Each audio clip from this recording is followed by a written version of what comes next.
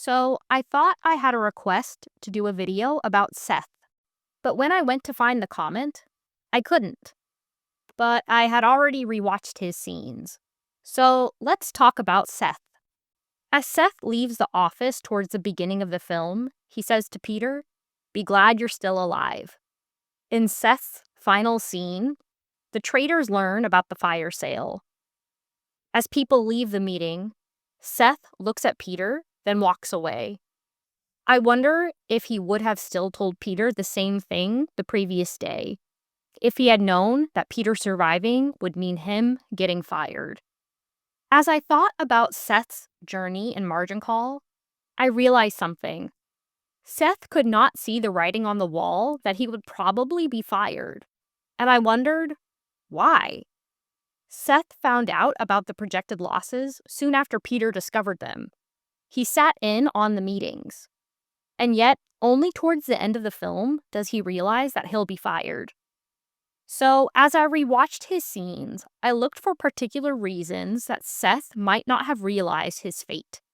And after rewatching, it makes sense why he thought he'd survive.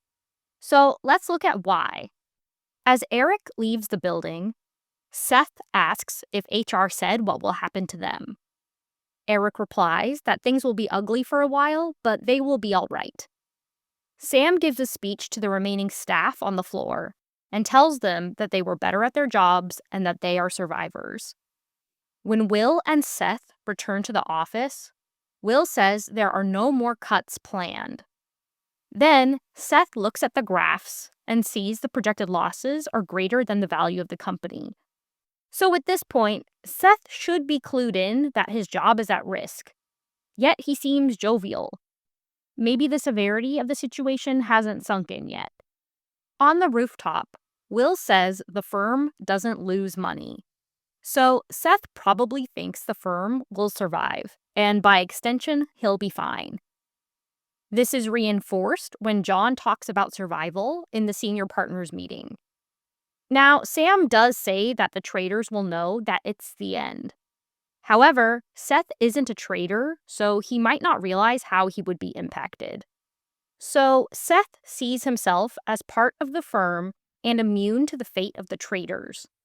So he doesn't realize that he'll be getting fired.